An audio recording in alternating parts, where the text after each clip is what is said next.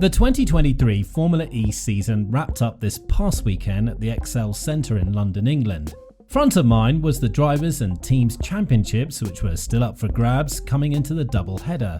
Qualifying set up a much anticipated grid with Championship challenger Nick Cassidy starting on pole, with Championship leader and title favourite Jake Dennis starting second. Off the line, Dennis dropped behind Cassidy's Envision teammate Sebastian Buemi, but all of the frontrunners got through the first corners unscathed. Several laps later, Van Dorn made contact with Edoardo Mortara, sending the Maserati driver into a spin. The move was somehow unpenalised, which can only be explained by the stewards being out for lunch. There was also contact in the lower midfield as Frines, De Grassi and Set Camara had a coming together at turn 19 the following lap. The race took a strange turn on lap 9 as Cassidy, who had been overtaken by his teammate Buemi the previous lap, was shuffled down to third as Evans took the lead, leading to confusion from commentators and fans alike as Cassidy is the one who's in contention for the Drivers' Championship. This put Cassidy and Dennis together on track, and we were treated to some excellent wheel-to-wheel racing from the pair of them. However, on lap 15, disaster struck for Cassidy as his front wing was clipped by his teammate going through turn 3.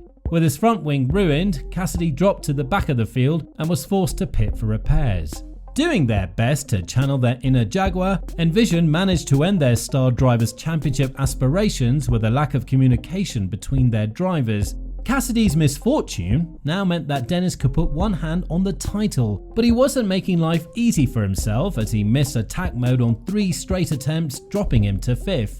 On lap 23, Cassidy came into the pit, effectively putting the nail on the coffin for his title challenge. We were treated to some good battles by Dennis and Wehrlein as we headed for the later stages of the race. But then on laps 29, Sasha Fenestras crashed heavily at the hairpin after climbing over the back of a Neo and going airborne. Almost simultaneously, Wehrlein was shoved into the barrier at turn 1 by Rast, and after several laps behind the safety car, the race was red flagged to repair the Tech Pro barrier that was heavily damaged by Fenestras' Nissan.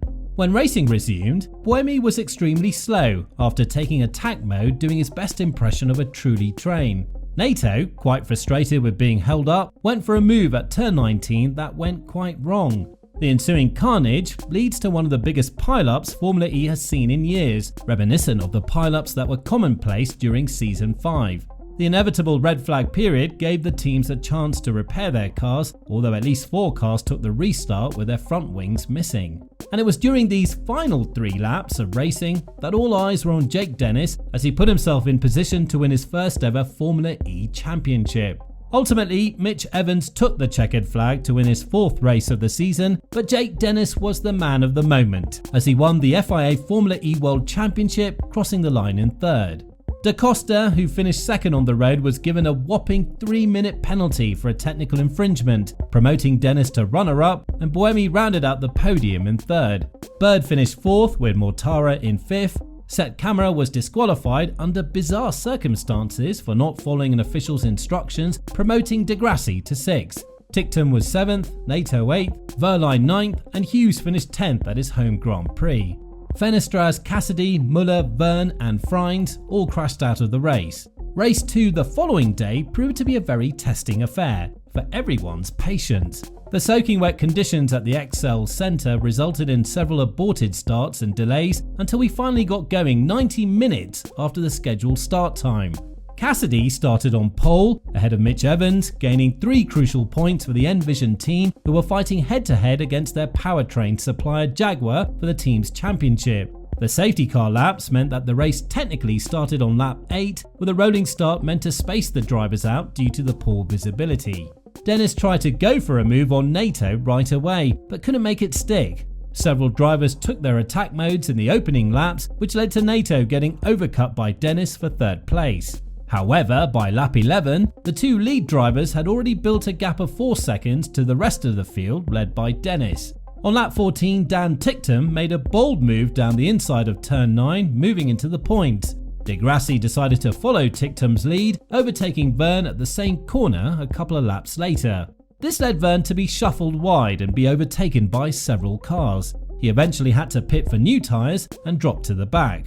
The battle among the Jaguar powered cars continued as Buemi overtook departing Jaguar driver Sam Bird at turn 6, solidifying Envision's lead in the team's championship. As the laps wound down, the top 3 traded fastest laps as they vied for the extra point it gave. In the end, Cassidy took the checkered flag as he dominated a shortened race from start to finish, taking the 5th win of his career as Dennis took the fastest lap point on the final lap. The podium finishers were the top 3 in the championship, epitomising their dominance over Formula E this season. Cassidy 1st, Evans 2nd and Dennis in 3rd. The other point finishers were Nato 4th, Van Dorn 5th, Buemi 6th, Bird 7th, Muller 8th, Ticktum 9th, clinching 9th in the team's championship for Neo, and Pascal Wehrlein was 10th, rounding out the points finishers. Now, with Season 9 of Formula E concluded, let's take a look at the final drivers and team standings. Jake Dennis finished first with a whopping 229 points. Nick Cassidy finished second with 199 points, followed by Evans with 197 points. Pascal Wehrlein finished a distant 4th with 149 points. Verne is 5th with 107 points, with Buemi 6th on 105 points. Gunter is 7th for Maserati on 101 points, followed by Bird in 8th with 95 points. In 9th place is Da Costa with 93 points, followed by Nato with 63 points in 10th. 11th is Van Dorn on 56 points, with Hughes in 12th on 48 points. Next is his teammate Rast in 13th on 40 points, and Maserati's Mortara in 14th on 39 points. Level on 32 points are De Grassi and Fenestraz in 15th and 16th respectively. 17th is Ticktum on 28 points, followed by Lotterer on 23 points in 18th. Muller and Set Camera are 19th and 20th with 15 and 14 points respectively. 21st and 22nd are Oliver Rowland with 9 points and Robin Freins on 6 points. 23rd through 25th are Mary, Van der Linde and Beckman on 0 points.